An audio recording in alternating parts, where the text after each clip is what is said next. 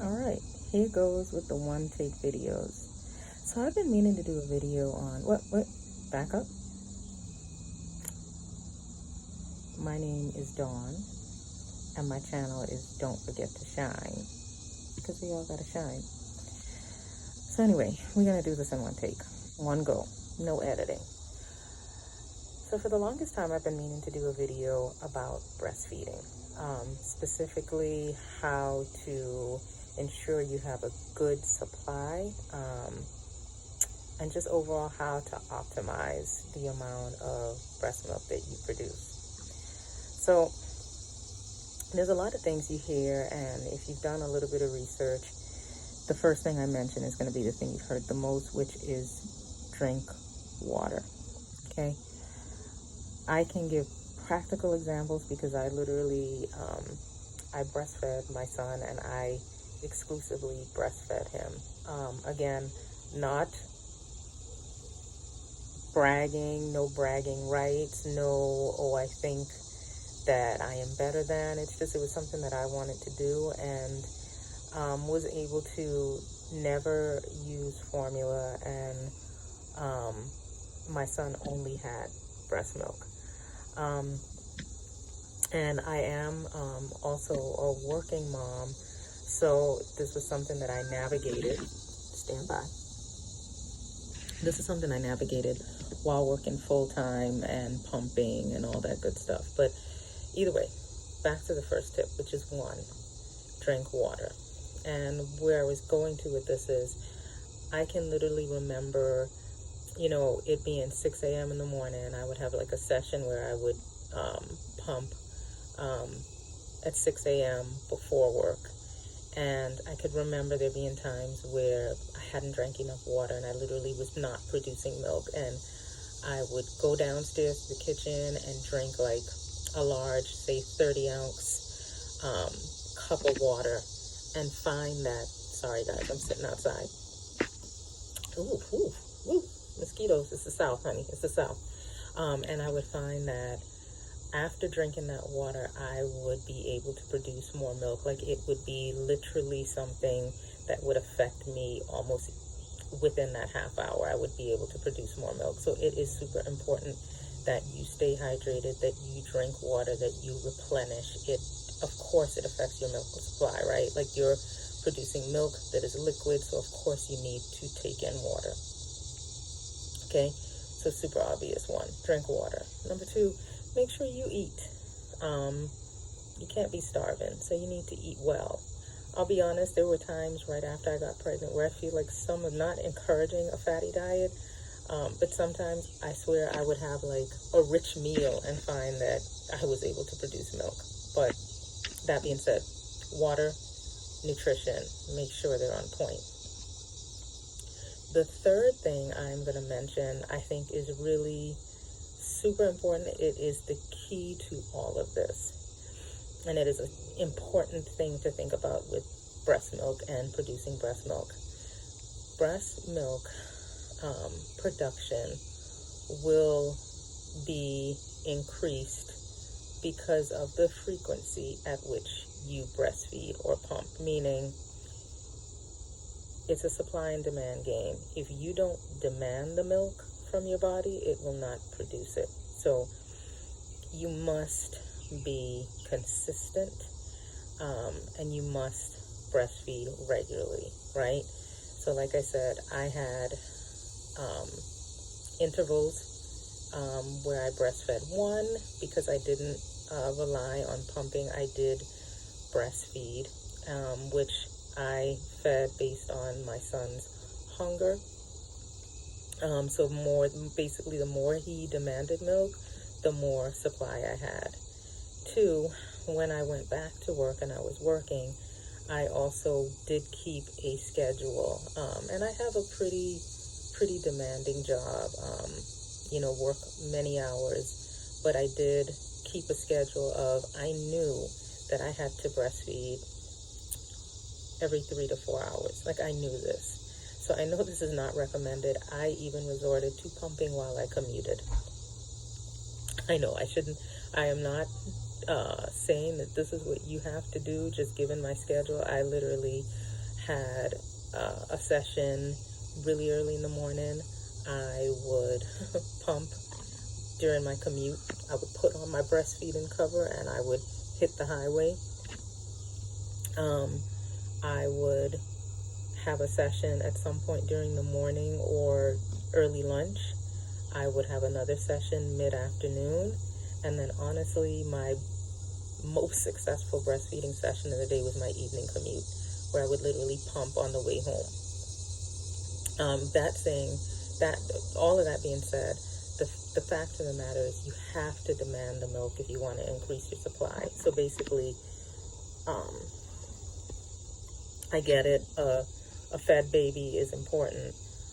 That being said, if you do supplement with formula, that is something that you have to do. Realize that in your supplementing with formula and taking a break from breastfeeding or producing milk, you are affecting your milk supply, because if you are not demanding it, you are not going to produce the milk.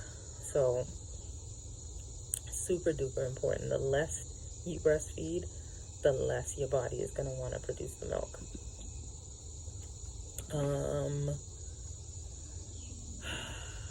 What are my other tips? Water, nutrition. I mean, that supply and demand, it is super important. I would also say, I know, fourth tip is, I know a lot of folks may want to exclusively pump, right? Meaning you pump the milk and store it and then give it to your baby. That is fine to do. That being said, there is no more efficient way to get milk than to actually breastfeed, meaning your baby is more efficient than a breast pump. Your baby will, because of that efficiency, because your baby is able to demand or get more milk, it goes back to my third point, which is they will demand more milk, which will help and encourage your milk supply. So all of that being said, you will find that your supply is healthier and flourishes and is more abundant because you are physically breastfeeding your baby, just because they're more efficient than a pump. So as much as you're able to actually breastfeed your baby, and I say if actually able to, because I understand that, you know, you may not be with your baby, right? Like, we work, we go out, we have obligations, but in the evening time, whenever it is,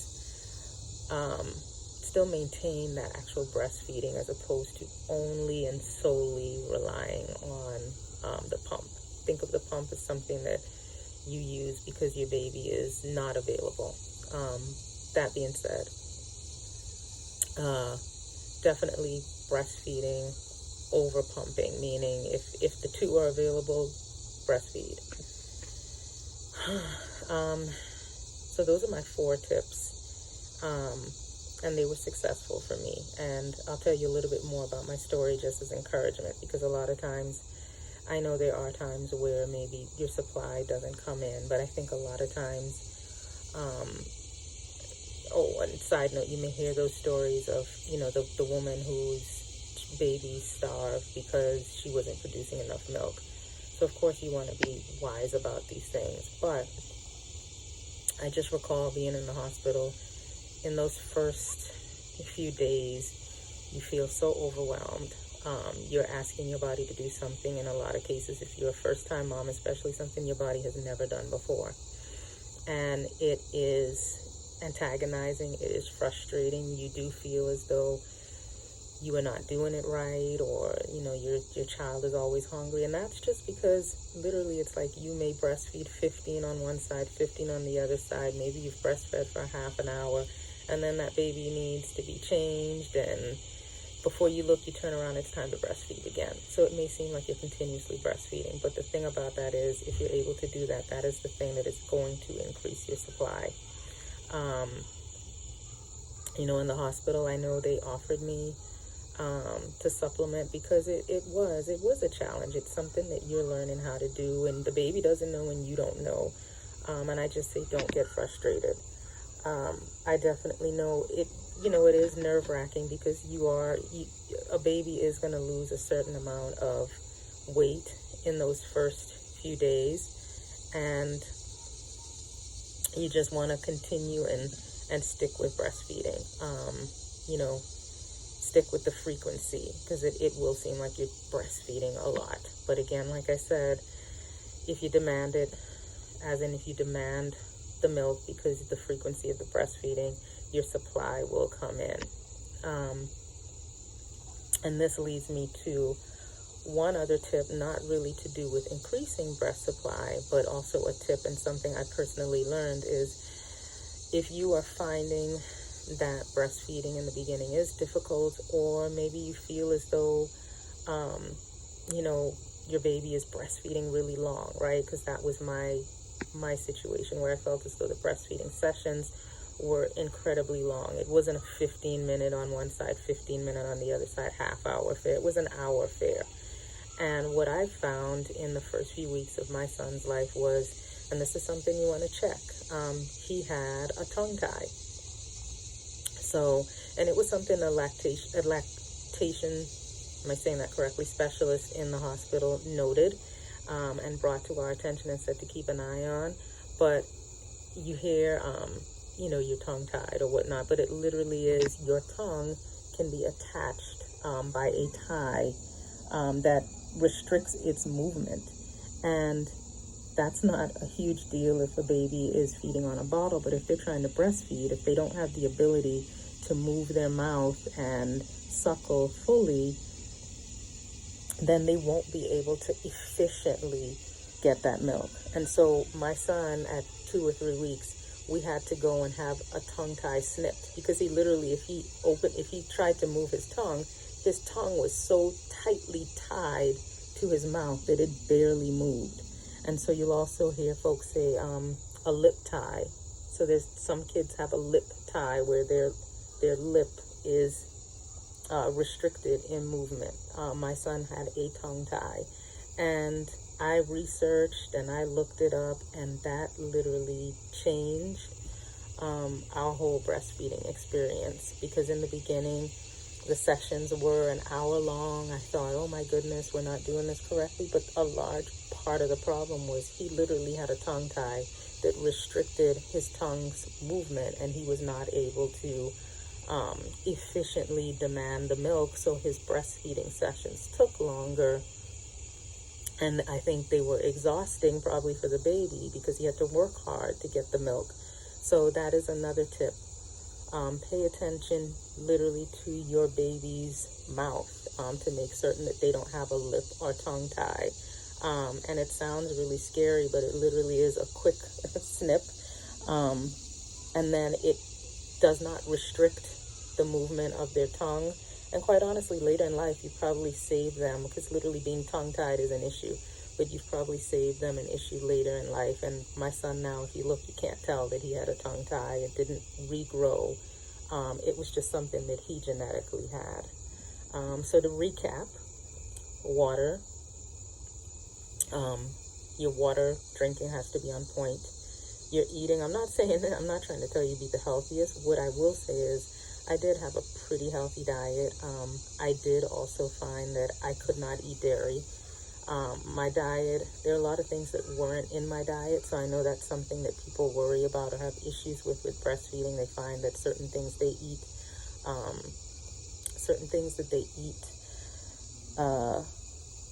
make their baby fussy or aggravate their child's digestive system. That being said, you figure out those items, but you still need to eat well. Third, and like the biggest thing to me, is you have to demand the milk. You have to be consistent with your sessions. You have to be consistent. You have to go at regular intervals. You shouldn't go any more than 3 hours or so without pumping. Even if you get time off and you have breast milk pumped and saved, and someone's able to take care of your son or your formula feeding, you still need to express that milk from your breast if you want to keep your supply up. The fourth tip I gave was, if there's a choice between a pump and a baby, the baby is the better choice, meaning the baby is more efficient in expressing that milk, meaning the baby is going to help stimulate your supply, because the baby is able to efficiently demand milk. Yeah, I'm filming outside. That's a truck. The baby is able to efficiently demand the milk, which is going to in turn allow your supply to be demanded more, which means it's going to be more abundant in supply. So choice between a pump and a baby, breastfeed baby, because they're just more efficient at expressing and demanding that milk. And then the last thing I mentioned was, if you're finding that it's difficult, check the makeup of your baby's mouth. Literally, like I said, my son had a tongue tie, which restricted the movement of his tongue, which meant it affected his ability to efficiently breastfeed. And that also can be something that makes the whole experience a lot harder if that's an issue you have, where your child is breastfeeding for long amounts of time but still not getting the milk efficiently. So that is something you also want to look into. If there's a tongue or lip tie that the baby has, that's something that can be addressed and can make a world of difference. I know it did for me.